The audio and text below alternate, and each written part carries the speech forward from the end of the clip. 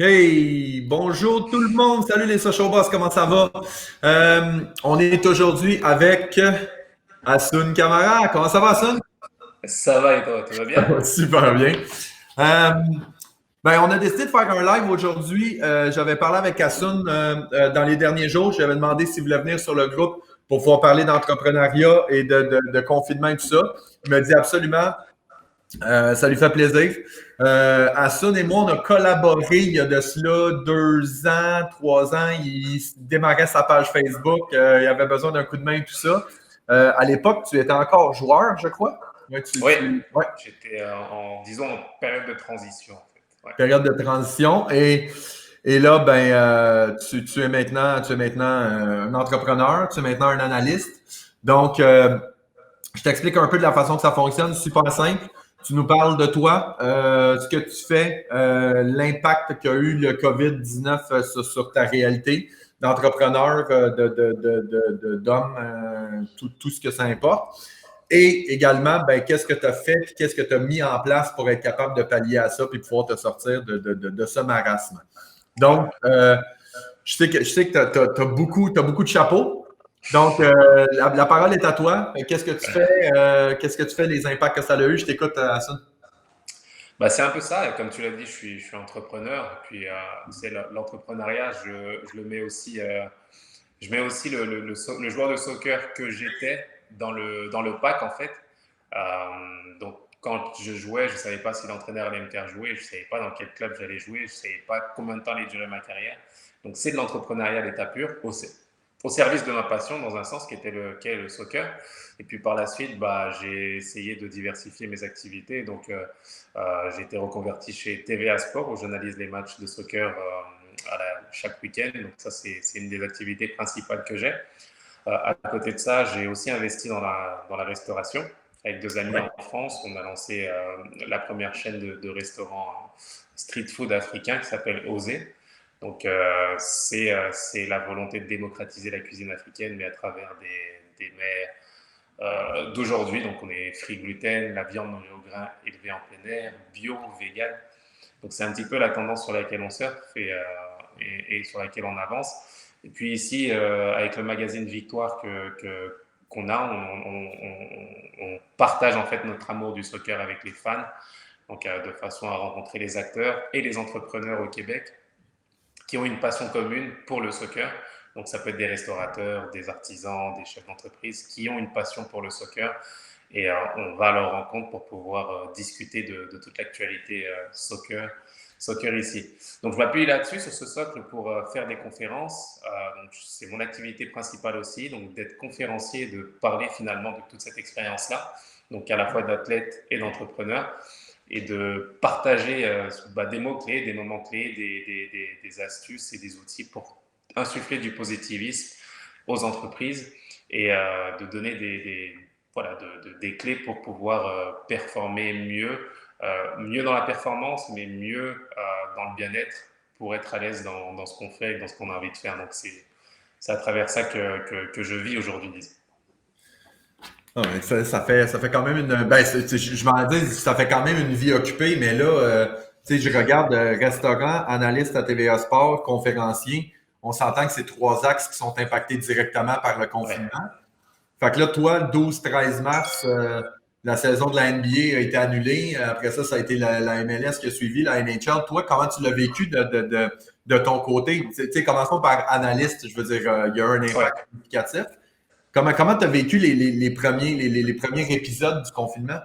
Ouais, bah, je l'ai vécu par vague, justement, c'est un petit peu ça, où on a vu les annonces se faire au fur et à mesure, et ce qui est compliqué, en fait, pour nous, c'est que on a vu ce qui se passait, enfin, moi, je suis français d'origine, donc on a vu ce qui se passait en France, la période de confinement qui se mettait en place, on s'est dit que ça allait vite arriver ici, donc ça a commencé à arriver aussi ici, donc c'était un petit peu compliqué, et puis les États-Unis, comme je l'ai dit là, ça arrivait par vague, donc le décalage qui s'est fait aussi, je dis les États-Unis parce que notre championnat est relié directement à celui des États-Unis, c'est la Major League Soccer aux USA. Et donc, on était finalement impacté de plusieurs façons, c'est-à-dire que on ne savait pas, on n'avait pas trop d'informations finalement au niveau de la ligue qui attendait justement les recommandations de l'OMS. Et puis on regardait ce qui se passait déjà ici au Québec où c'était pas mal compliqué de gérer les choses, mais on regardait dans la deuxième vague ce qui allait se passer aux États-Unis et de se dire que je crois que la chose la plus difficile à gérer, c'est l'incertitude et de savoir combien de temps va durer cette crise. On ne sait Ouais. pas. On ne sait pas. Donc, on a été informé au jour le jour. Nos activités ont été suspendues. Bien sûr, on ne peut pas commenter de match s'il n'y a pas de match, tout simplement, s'il n'y a pas de public dans le stade. Et du coup, tout a été suspendu et bah, on est un dommage collatéral dans un sens, c'est-à-dire qu'on attend de voir ce qui va se passer. Et c'est un petit peu là où on est. Je pense que, comme je l'ai dit, là, la chose la plus difficile, c'est vraiment l'incertitude. On ne sait pas combien de temps ça va prendre. Je pense que c'est le cas pour tout le monde, mais je pense que c'est plus ça qui est difficile à gérer.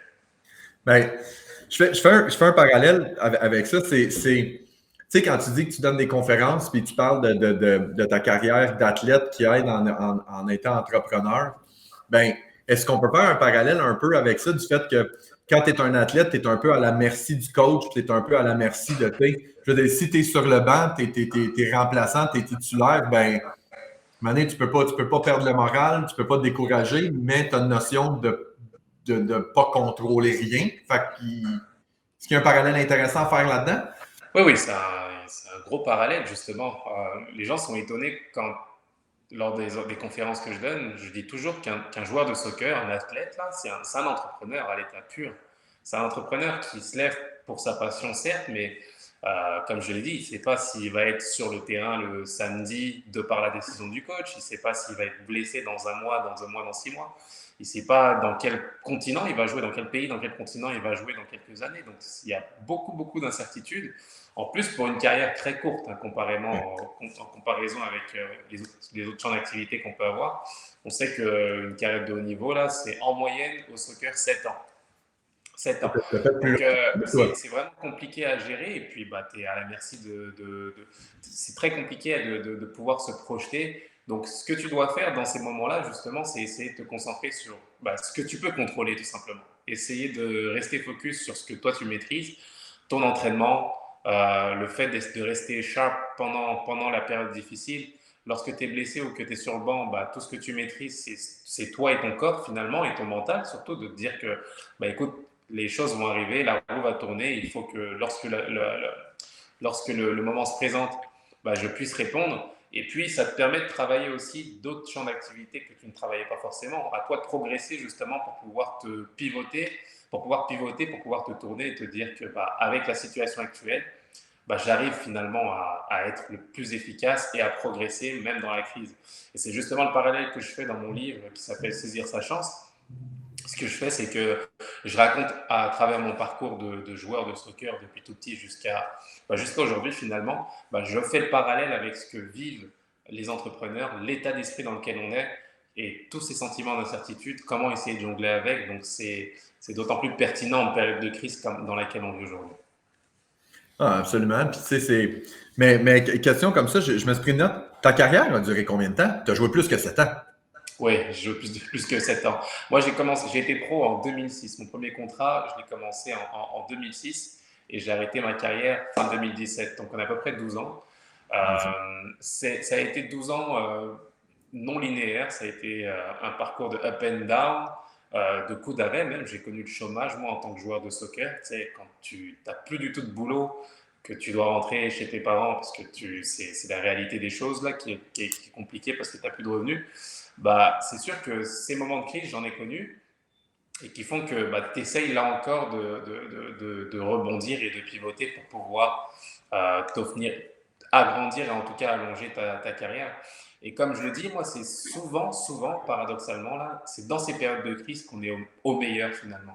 C'est dans ces périodes de crise qu'on arrive à se révéler, à se remettre en question d'une certaine façon et de se dire que, écoute, la situation, elle est telle qu'elle est, tu ne la contrôles pas. Tout ce que tu peux faire, c'est voir comment tu peux progresser, comment tu peux t'informer. Est-ce que tu peux essayer de prendre plus de contenu, essayer de t'enrichir tout simplement pour pouvoir mieux rebondir et montrer que finalement cette crise, dans quelques mois, on se dira qu'elle a peut-être été bénéfique finalement et que c'était une sorte de gifle qu'on avait besoin pour pouvoir progresser et sortir de sa zone de confort et avancer dans d'autres domaines, qui sait. Là. Je pense qu'il y a pas mal de gens qui vont être impactés par la crise, Il va falloir justement s'adapter, il va falloir faire en sorte d'apprendre de nouvelles compétences pour pouvoir rebondir sur le marché parce que ça va être très très difficile. Là, il y a la crise sanitaire, mais la crise économique et sociale risque d'être très compliquée par la suite.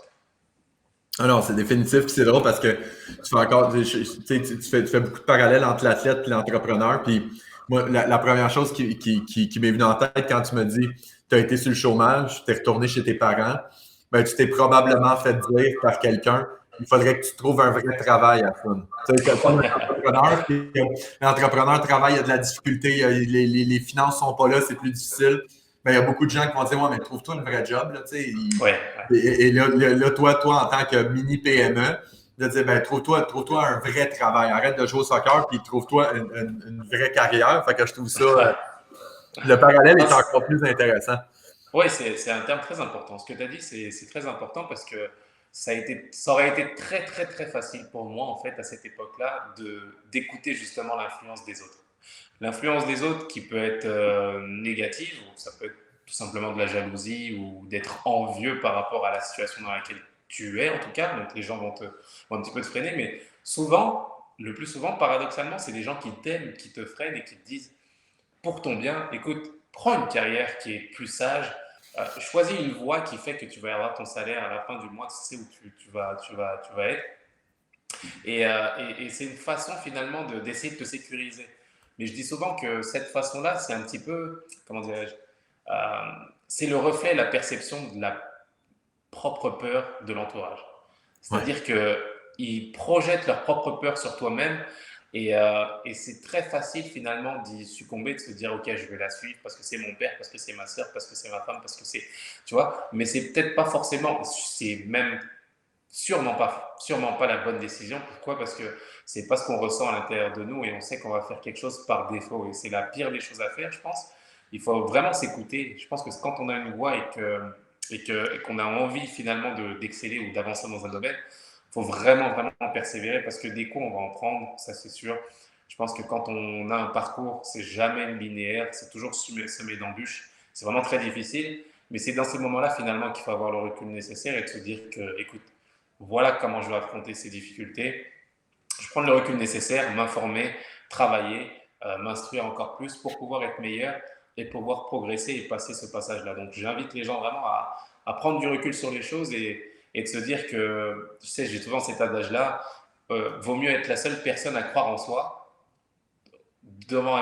autour d'un parterre de personnes qui vous disent que vous êtes médiocre, vous êtes moyen, tu devrais arrêter, tu devrais te retirer, plutôt que d'avoir 1000 personnes autour de toi qui te disent que tu es le meilleur, tu es la meilleure, et que paradoxalement, il n'y a qu'une personne qui n'y croit pas, c'est toi-même. Ouais, Donc c'est clair. vraiment, vraiment, l'essence, c'est d'arriver à croire en soi, d'être fort, d'avoir ce socle-là, et de se dire que peu importe les tempêtes, peu importe les perturbations qu'on a autour, s'écouter et faire en sorte d'aller au bout de son cheminement, parce qu'à la fin, ce qui me ferait le plus mal, là, c'est de voir des personnes qui ont vécu la vie d'autres, en fait, qui ont vécu la vie en fonction de la perception d'autres. Et tu sais, souvent, ce que va te dire ton père à 20 ans, à 30 ans, ça sera absolument pas ce qu'il va te dire à 50 ans, à 70 ans, en fait. Ce serait même lui qui va venir et qui va te dire, écoute, t'as bien fait de m'écouter, t'as bien fait de pas m'écouter il y a 20 ans parce que j'étais vraiment très con. Voilà. Et Non, qui je suis sera d'accord. fier, oui, mais c'est vrai, et qui sera fier finalement du parcours que tu auras accompli. Donc à la fin, c'est ça, c'est vraiment d'avoir du recul et de la perception sur la vie et le choix des gens qui est vraiment relatif à une situation et à un moment donné. Hmm. Ah non, c'est clair. Moi, j'appelle ça, tu sais, c'est être sur son X, là, quand tu le sais que c'est la bonne chose Ouais. à faire et que tu veux, tu sais. Puis j'en parlais ce matin avec une future entrepreneur. Puis je Ouais. lui disais, tu sais, il y a l'expression qui dit la meilleure façon d'avancer, c'est de brûler le pont derrière, là. Mais souvent c'est ça, c'est d'arriver puis c'est de dire, ben, regarde, j'ai lâché mon emploi, tout ce que je fais, c'est que je me consacre à ça et ça fonctionnera ou ça fonctionnera pas. Puis aussi, le gros avantage qu'on a là-dedans, c'est que, tu sais, quand tu y vas à fond, ben, puis que tu arrives à un stade que tu dis, ben, j'arrête, mais Mhm. t'arrêtes parce que c'est un fait, c'est pas une influence extérieure, c'est juste, ben là, je suis arrivé au bout, j'ai fait le tour et je suis convaincu que je ne peux plus en faire plus. Fait que Exact. je me retire ou j'arrête ma business. Moi, c'est ce que j'ai fait. J'ai une première entreprise de 2006 à 2013. Ouais. J'ai travaillé pendant 7 ans pour cette entreprise-là, puis des jours, des nuits, j'arrêtais pas une seconde. jusqu'au jour où, en 2013, j'ai fait OK, là, c'est fini. Tu sais, Ouais. je suis Tu l'as arrivé, ressenti. encore une fois, parallèle avec le sport, je suis arrivé et j'ai dit OK, je suis au bout. Là, je peux quitter, j'aurai aucun regret. Puis ce que j'ai fait, Effectivement. en réalité, j'ai pris une semi-retraite, donc j'ai arrêté pendant 1 an, juste à temps pour me ressourcer, me recharger, puis dire OK, je suis prêt à repartir pour la deuxième étape. Et Mobux a été créé à partir de ce moment-là. Ouais. Fait que, mais là, toi, là, concrètement, je veux dire, là, tes conférences, il y a beaucoup de conférences qui ont été annulées. La Oui, promotion de ton ouais. livre est impactée définitivement. Analyste Ouais. à TVA, je vais t'avouer, j'écoute plus du tout la télé. Là. Est-ce que tu es encore analyste ou tout est sur Oui, oui, je pause? le suis toujours. Je le suis toujours. Du coup, comme je te l'ai dit, on est en suspens. On attend finalement de voir ce que les recommandations de l'OMS pour pouvoir reprendre la saison. Donc, on est à l'affût, on attend au jour le jour ce qui se passe. Et puis, comme tu l'as dit, les conférences ont été suspendues. Ma saison commençait en avril et puis se finissait au mois d'octobre. Et puis, tu sais, c'est un gros montant de revenus aussi là, Ouais, c'est clair. qui était pas mal important, qui a été annulé. Mais à la fin, c'est aussi ça. Et qu'est-ce que je fais? Est-ce que je m'apitoie sur mon sort et je me dis, ah, ça va être compliqué, je peux rien faire, j'arrête?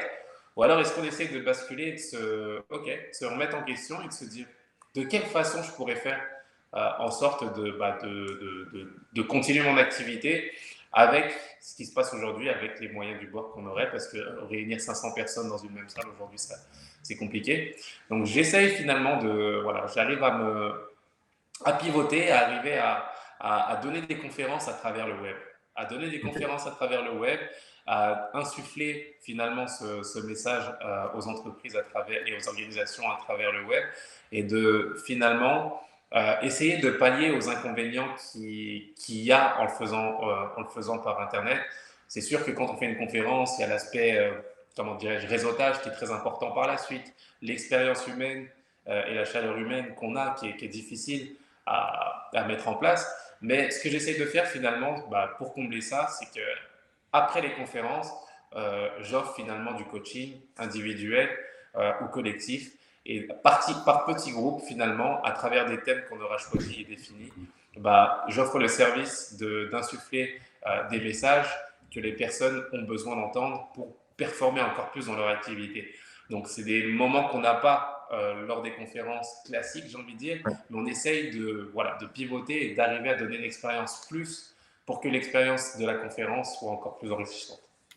Ouais, puis c'est le fun. C'est un des aspects que j'ai vu moi aussi avec le confinement. Il y a eu la première barrière où est-ce que les gens ils disaient ah, ben là, on est isolé, on n'est pas capable de parler à personne. Là, finalement, on a commencé à faire des Zooms, des conférences virtuelles, des Facebook Live telles qu'on fait en ce moment. Et là, on dirait qu'il y a comme une barrière qui s'est défaite, que les gens ont fait ben, c'est quand même efficace, puis on est quand même capable de rejoindre des gens.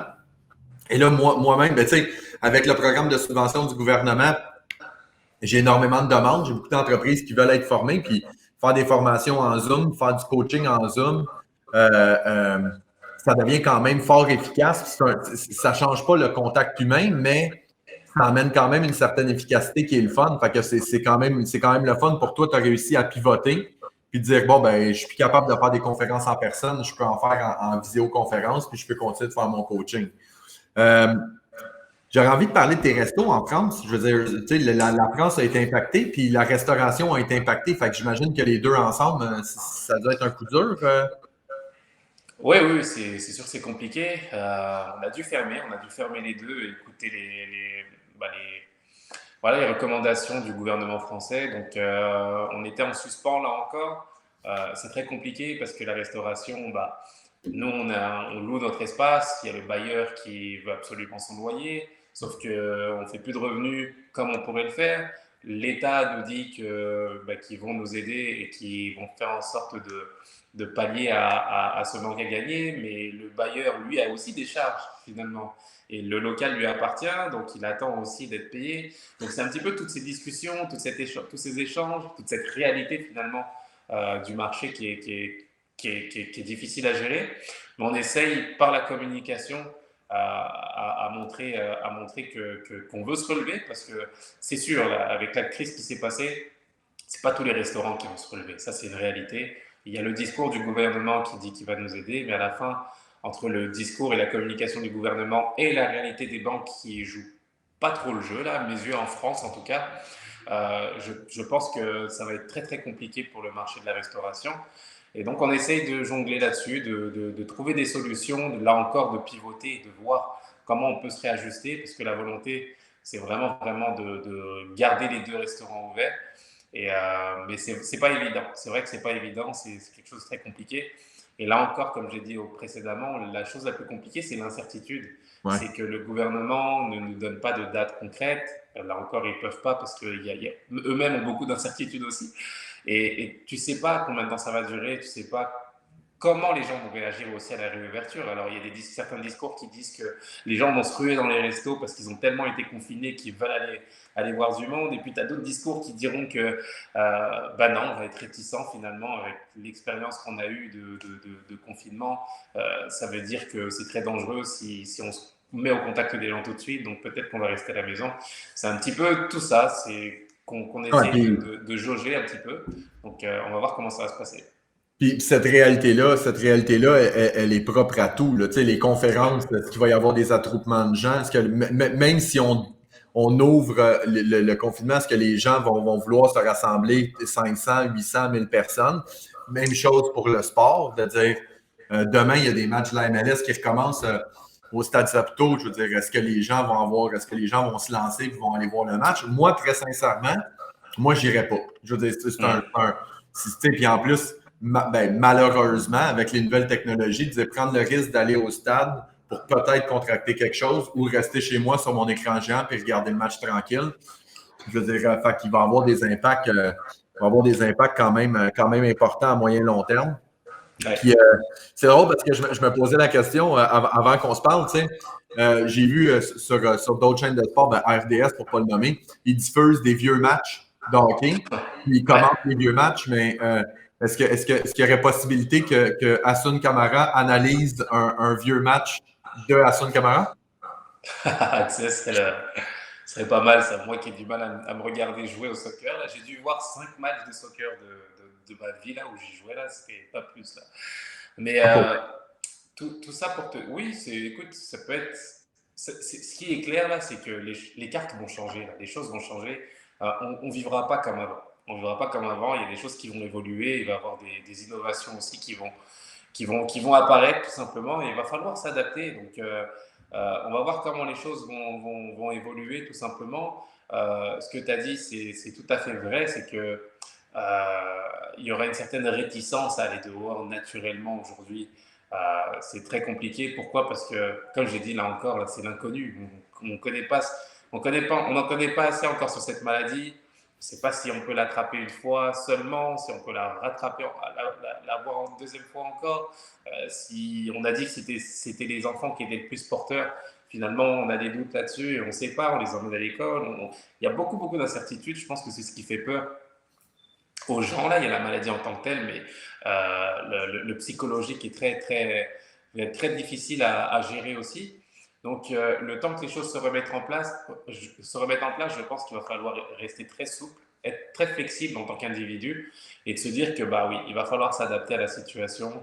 Dans mon cas, à la télé et les conférences, il va falloir que j'innove, que je sois encore plus présent sur le web, que ma façon finalement de démarcher, tu sais, je suis très soft skills, moi je suis très connecter avec les gens, discuter avec les gens. Et c'est comme ça que mes affaires se font naturellement, en fait, de par ma présentation et le fait d'être.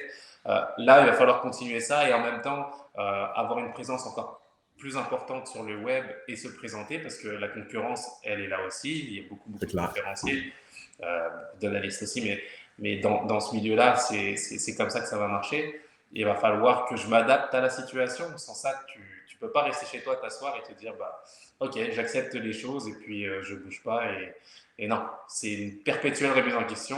Et à la fin, l'entrepreneuriat, c'est ça. On sait qu'il n'y a absolument rien de garanti. On sait qu'il y a toujours des choses compliquées. Là, on ne l'avait pas vu arriver, celui-là, mais à la fin, il faut faire avec. Il va falloir gérer ça parce qu'on n'a pas le choix si on veut avancer. Ben, tu vois, moi, je suis dans une fenêtre d'opportunité incroyable parce que moi, je travaille en marketing numérique, je travaille dans le web, je travaille dans les médias sociaux. Euh, Et là, il y a une explosion. Il n'y a jamais eu autant de monde sur les médias sociaux à consommer du contenu.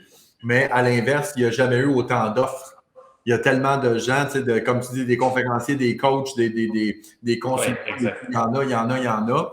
Moi, les recommandations que je fais à tous les entrepreneurs, c'est si tu es en action, si tu as du contenu, si tu es tel que je suis en ce moment, c'est-à-dire, propage-le le plus possible sur le web pour en faire profiter les gens. Et de l'autre côté, si jamais tu es dans une situation où est-ce que tu n'as pas nécessairement de contenu, exemple, un restaurant qui est fermé, très dur d'avoir du contenu de façon régulière, mais c'est de dire, prépare ton plan de reprise, prépare ton plan de relance parce qu'un jour, le confinement va se terminer. Plus tôt que tard, là, ça commence, puis on verra les impacts que ça va avoir. Mais de prendre ce temps-là, puis tu l'as dit tantôt, de dire, tu disais, tu es assis sur le banc, tu n'es pas un titulaire, il y a des aspects que tu peux travailler, que tu n'as pas le temps de travailler lorsque tu joues, c'est un peu la même chose. De dire, ton entreprise, elle roule, tu n'as pas le temps de travailler sur ton administration, ta comptabilité, ta prévision. Exact. Mais là, tu as l'opportunité. Je dis opportunité parce que c'est à toi de voir ça comme une opportunité. C'en est une. Ouais. Exactement, il faut travailler là-dessus. Merci beaucoup, Hassan.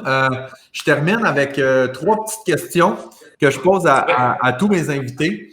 La première question, c'est super simple.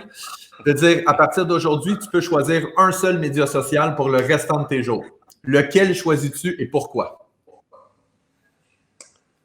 Un seul réseau social. Alors, je dirais Instagram. OK. Je dirais Instagram parce que je pense qu'aujourd'hui, en tout cas, c'est le média c'est le réseau qui me permet d'allier à la fois le travail et l'amusement à travers la photo et les discours et ce que je vois en termes de contenu. Je trouve que c'est le parfait équilibre finalement pour avoir les deux. Donc, je me plairais bien là-dedans. Voilà, ça me permettrait de travailler et de m'amuser en même temps. OK. Fait que tu feras un compromis des deux pour pouvoir avoir tout sur la même plateforme. J'aime ça.